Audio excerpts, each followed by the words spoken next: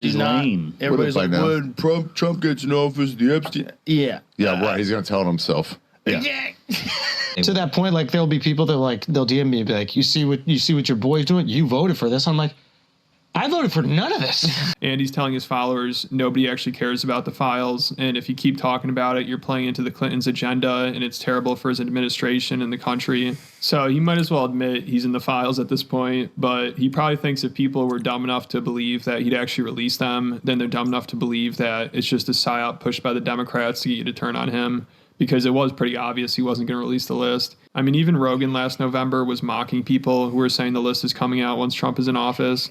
And now he's like, yeah, why would Trump tell on himself? But of course, when Elon says people are scared the list is coming out, Joe's all dramatic and takes it seriously. But around his friends, he's like, yeah, that's never going to happen. That was under the Trump administration. Yeah. Well, when Epstein got killed. Listen, it didn't matter what administration. That is some very powerful people. Yeah. It has nothing to do with who's the president. No, I know, but why hasn't that come out? Not a word, not a list, not a thing, nothing. Well, Jesus is still there. Yeah, what's going on with that? And I would imagine it's not going to either. No, it ain't. He's lame. Everybody's like, when Trump gets in office, the Epstein. Yeah. Yeah, right. He's going to tell it himself. Yeah.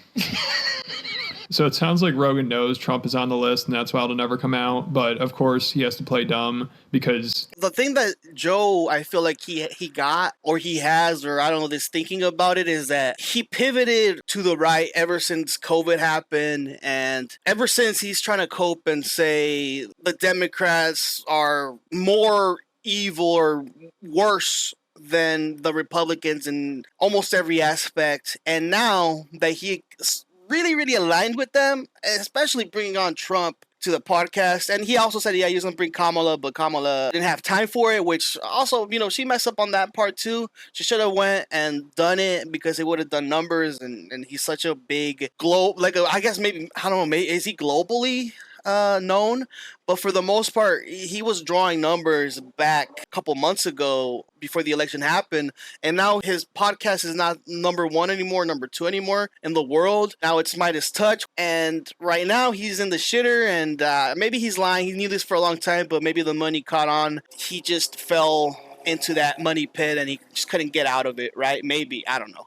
Let me know what you guys think about that. Endorsed Trump. He had him on his podcast. Some people would say that's the reason why Trump won the election. So if he's the reason why an Epstein client became president and covered up the Epstein files, that would be terrible. I mean, Andrew Schulz, who also had Trump on, he's kind of grappling with this. He's having a tough time. He's starting to realize that he's just a useful idiot, and Trump was telling him what he wanted to hear. And people keep messaging him saying, this is what you voted for. And you could tell it's really getting to him. He brought it up 2 different times and is like, I didn't vote for any of this. So him, Rogan, and Theo Vaughn are going to try to backtrack on their Trump endorsement, which should be hilarious. To that point, like there'll be people that like they'll DM me and be like, you see what your boy's doing? You voted for this. I'm like, I voted for none of this.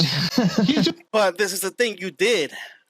This is another thing that they like these people that like I voted for the things that I wanted him to do, but obviously I didn't want him to do all these other bad stuff. But he campaigned for the things that you're talking about, like the mass deportations that you don't like, or not releasing the Epstein files. Like those are the things. Like there's some things that he did say that he was gonna do and not do, and doing the exact opposite. But you knew he was such a bad guy already. And then also what also confuses me about, or not really confuses me, it's just kind of like in the beginning, before this whole election happened, I remember, I don't know if it was maybe Bobby Lee that asked him about it. He asked him like, hey, you don't talk about politics. Why is that? He's like, yeah, because politics sort of, it divides you, right? I think, I'm not trying to like, paraphrase here, but I think that was one of the reasons why he didn't talk about politics in the beginning before this whole election happened.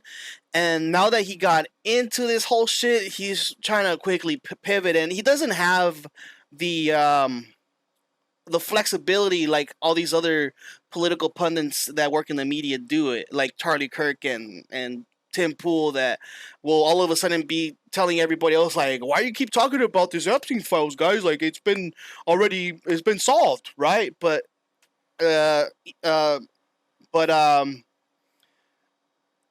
Andrew Schultz's audience are not those people in Tim Pool's audience or in Charlie Kirk's audience that might say, they'll buy it from them, but Andrew Schulz, they're not gonna buy it from him like that, because they don't really eat up a lot of the politics, right? And it will backfire, and he's gonna feel he's gonna feel that weight on him, and so he's gonna try to pivot.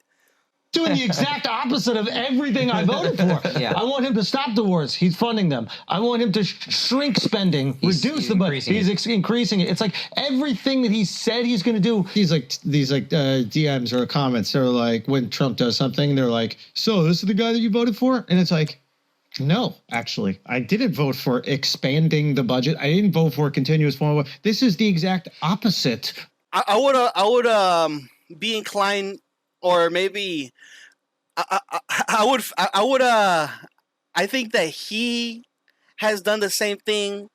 He's told people the same thing too when it was for people that he didn't like politically, right? He would say maybe about Joe Biden, he's like, this is the guy you're voting for, this old ancient corpse that it's it's like a rip on him, but he just can't take this. He can't take the criticism, right? And of course, like, maybe Andrew, how many people watch Andrew Schultz's podcast, and because of the podcast they voted for Trump, right?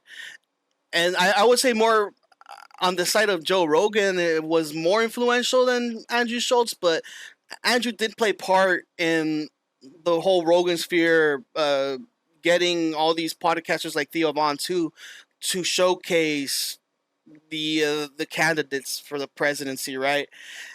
And now, it's blowing up in their face, and their audience are really, really mad of the things that people voted for. So, yeah, it's horrible. All that shit is horrible. His campaign worked. Yeah, and yeah, it is what it is. But he's a salesman. So, he's a salesman. Yes. Well, here's the thing. And also Schultz, Joe Rogan, and Theo Von, these guys are obsessed with the Epstein story. They talk about it all the time on their podcasts. But when they had Trump on, they didn't mention it once. Mm-hmm. Didn't ask him a single question about it. They didn't even ask if he'd released the files.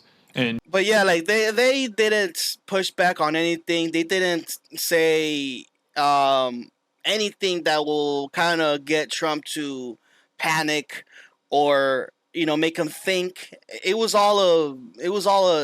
such an easy interview, and it was just to glaze him up, right? No pushback whatsoever. And this is the consequence. This is your consequence. And you talk about all these other people that do it, and now that you were in the driver's seat, you didn't push back at all, right? And people notice that. People are like, dude, you're also an embarrassment too. Come on. You didn't say nothing or question him, give him any hard questions, 1 or 2 or 3 maybe. Same thing with Joe. It was all just like, all right, yeah, sure, okay, boom, like boom, next question. So that is a problem too.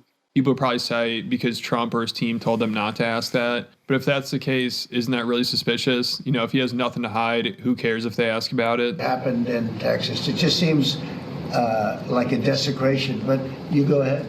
Sure. First, to back up on that, in February. So we're stupid. Yeah. we're the fucking idiots, guys. Just to let you know, we're wasting time. Yeah. I mean, that's a good point. You guys are the idiots. You guys are. Yeah. Thank you. At least you acknowledge that. Yeah. That is, like, in all seriousness, that is, I think, what is enraging people right now is it's insulting our intelligence. Like, obviously, the intelligence community is trying to cover it up. Obviously, the Trump administration is trying to cover up. Something changed because they ran on this idea of exposing it. Look, the problem is the tinfoil hats are not really fully covering up your mind. That's why they're not working. That's why you got compromised. Yep. All these guys had great ideas. Take note of Futurama's, what's his name? Philip J. Fry's, how he makes it and how he puts it on his head. That will ultimately scramble the signal. Cockeyed Cash, Dan Bongino. Once you protect you are the most cockeyed person in the entire world. So all these Rogan Sphere podcasters are jumping ship, like Dave's cockeyed person in the entire Dan Bongino. Once you protect You're the most cockeyed person in the entire world. So all these Rogan Sphere podcasters are jumping ship. Like Dave Smith, who voted for Trump, he said last month that he should be impeached. And now he just said the cover-up of the Epstein situation is worse than the cover-up of Biden's dementia. And then Tim Dillon, who had on J.D. Vance before the election, said after the Epstein fiasco, this administration might outweigh how stupid the last one was. So it's got to be getting really tough for some of these other influencers. That's also, too, look at Tim Dillon also right now. He's like, what? I mean, you know what? We should have expected this, right? But you also were in that pile of fucking garbage interviews, and you let that shit slide too. So, you know, and now he's trying to do the same thing. He's trying to like pivot and say like, oh, this is the worst administration ever. Bro, you were glazing too, just like everybody else was, right? You saw the money come in, you saw the numbers come in, and you were all giddy. But now you see the backlash happening, and you're like, no, I wasn't trying to, you know, have these guys, you know, like, you know, do something that I didn't want them to do. But also, you know, you should realize that Trump is a liar, and all these guys are liars. Like, what do you call it? Habitual liars.